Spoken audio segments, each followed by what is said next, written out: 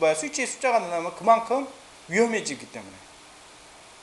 그러니까 그동안의 경험을 통해서 이걸 안 하려고 그러는 거야.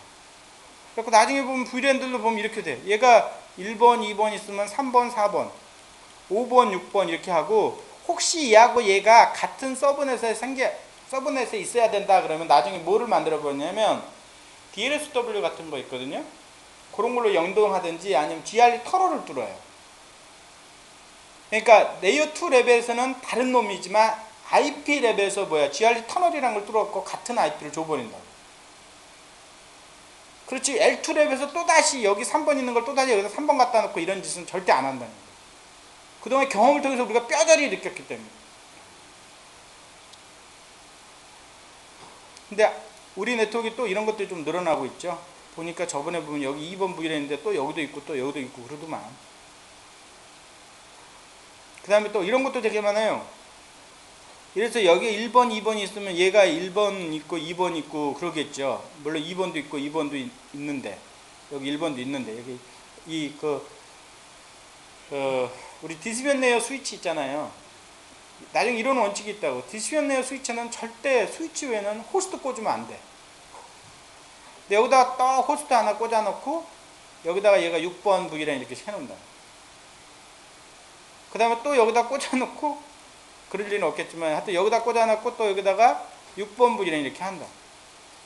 그래서 원칙을 지켜도 원칙은 항상 억세스 레이어에만 호스트를 연결하지, 이런 디시온 레이어에다 호스트 연결하거나 그러잖아요. 그럼 나중에 참여하는 VLAN 숫자가 늘어나게 되고 호스트는 주었다 샀다 하면 그때마다 이게 6번 VLAN이 스파넥트리가 막 돌고 그러는 거예요. 그러니까 원칙을 지키는 게 굉장히 중요해요. 근데 하다 보면 어떻게 되는 거 다 깨지게 되는 거죠. 예. 그럼 네트워크가 어떻게 되는 거야? 불안해지는 거야. 그럼 그 다음 또 다시 뭐 해야 돼? 리스트럭처링 해야 돼. 하여튼 그게 VLAN이고요. 그러니까 여러분 그것만 기억하면 됩니다. 브로드캐스트 도면을 쪼개기 위해서 스위치 레벨에서 한 게 바로 뭐, 라우터 갖고 해도 되는데 좀 융통성이 부족하니까 뭐 갖고 했다? 네? 스위치 가지고 했다. 그게 바로 뭐야? VLAN이다. 근데 VLAN이 틀리면 뭐가 틀려진다? IP가 틀린다. 그것만 머릿속에 딱 갖고 계시면 돼요.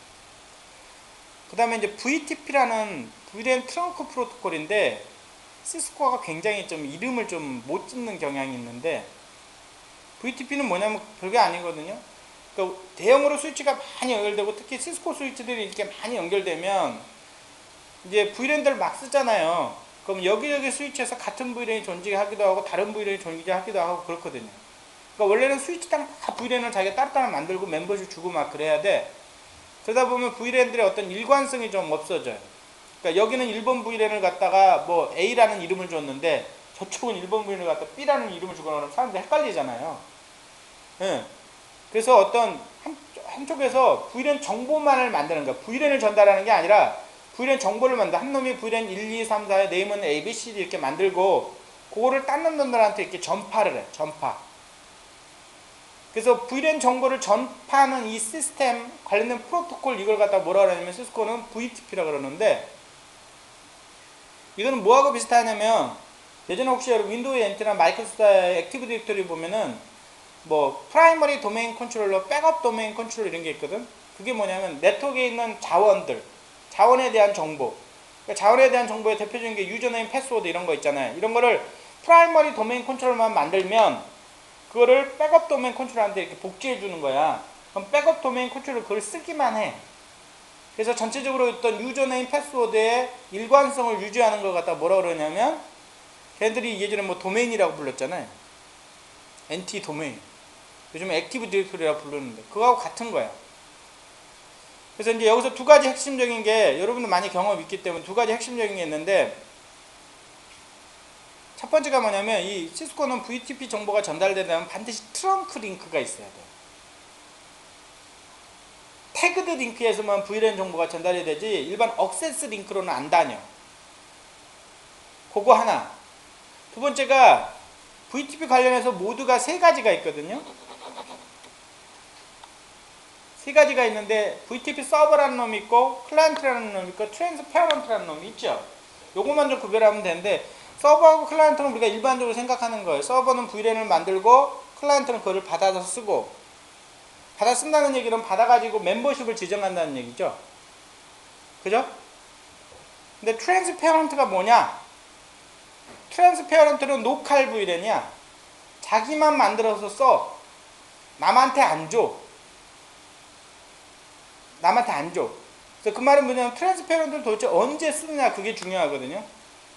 일반적으로 아까 그 대형 네트워크 있잖아요. 대형 네트워크를 보면 대부분 얘가 VTP 서버고 나머지 이런 것들이 전부 클라이언트야. 클라이언트거든요. 왜 그러냐면 얘네들이 좀 트렁크 링크를 써요. 여기 트렁크. 근데 이 코어 레이어 있잖아요. 코어 레이어 연결할 때는 여기가 억세스 링크예요. 억세스 링크라는 게 뭐냐면 여기 포트하고 여기 포트가 트렁크가 아니라 특정한 VLAN이라는 거예요. 그래서 아까 억세스 링크에는 VTP 정보 다닌다 안 다닌다? 그러니까 얘네들은 뭐냐면 트랜스페어런트 모드로 돌리는 거예요. 그 다음에 트랜스페어런트 모드 돌리는 게 또 누구냐면 다른 벤더 장비 있잖아요. 다른 벤더 장비하고 연결할 때 다른 벤더 장비는 VTP라는 프로토콜은 없어. 그러나 VLAN이라고 하는 그거는 전부 알아. VLAN이라고 하는 개념은 IEEE의 표준이거든요. VLAN ID 이런 거는. 그러니까 예를 들어서 시스코 스위치하고 알칼테 스위치 서로 연결해놨다? 그럼 여기에 트렁크는 돼요. 뭘로? 바들큐라는 걸로 트렁크 되잖아요.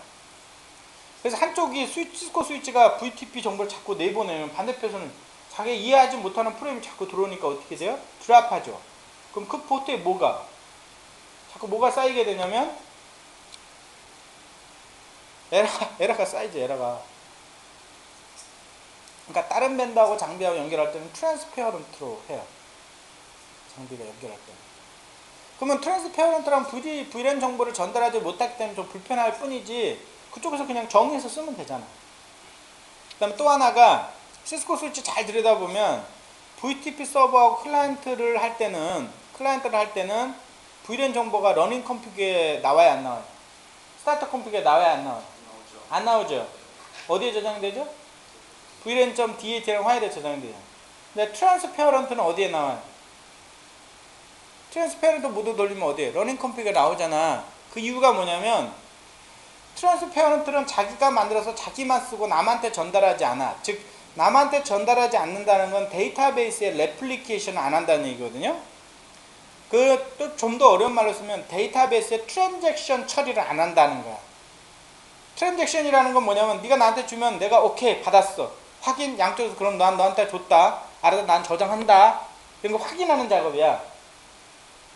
그래서 VTP 서버 같은 경우는 어떻게 되냐면 트랜잭션 처리를 해야 되기 때문에 따로 파일로 보관해요. 파일로. 근데 트랜스페어런트 모드는 트랜잭션 처리할 필요 없고 자기만 쓰기 때문에 뭐야? 러닝 컴피그에 저장이 되는 거야. 이런 거는 시스코에도 안 가르쳐줘요. 여러분한테. DB를 한 사람들은 DB를 저는 예전에 했기 때문에 고민 많이 하지 않았어요? 여러분? 솔직히 이것 때문에 고민 많이 해요. 왜 서버하고 클라이언트는 VLAN.dat에다 보관해야 돼? 그래갖고 크게 잊어버리잖아. 이레이즈 스타트 컴퓨터 재부팅하면 또 VLAN 쫙 나와있고. 그게 트랜잭션 처리 때문에 그래요. 그래서 저는 개인적으로 제가 데이터베이스를 할 기회를 가졌다는 거를 하나님한테가 아니라 저 스스로한테 뭐라 그러나 운이 좋았다거나 해야 될까? 우리 학문을 배우게 되면 결론은 나중에 종교나 철학을 가듯이 이 정보 시스템에서 꼭 알아둘 게 하나가 바로 데이터베이스는 알아야 돼. 왜 그러냐면 사실 라우터하고 라우터도 라우팅 탭을 교환하잖아요. 그게 데이터베이스 레코드 정보를 서로 교환하는 거거든요. 사실은. 그래서 램을 이용한 데이터베이스야. 데이터베이스는 디스크에다 저장하잖아요. 그러니까 DB를 하나 알면 이런 게 굉장히 이해하기 쉬운 게 되게 많거든요. DB를 모르면 이런 게 이해가 잘 안 돼요. 한 번 정도 기회가 있으면 여러분 데이터베이스를 한번 공부하시려고 좀 보내드리고 싶어요. 그래서 그렇게 모드에 대해서 설명을 좀 드렸고, 또 하나가 이제 VLAN의 링크 종류예요. VLAN과 관련해서 그 포트들 있잖아요. 포트는 두 가지 포트가 있는데 억세스 링크라는 게 있고 트렁크 링크라는 게 있다. 그래서 억세스 링크라고 하는 건 뭐냐면 VLAN 멤버십이 할당된 거. 그러니까 이 포트는 넌 VLAN 10이다 이렇게. 그런 건 억세스 링크라고 하죠. 트렁크 링크는 여러 개의 VLAN이 다닐 수 있는 링크. 그래서 또 여기서 조심해야 될 게 있는데 시스코 스타일로는 트렁크 링크라고 불러. 다른 데서 이걸 뭐라고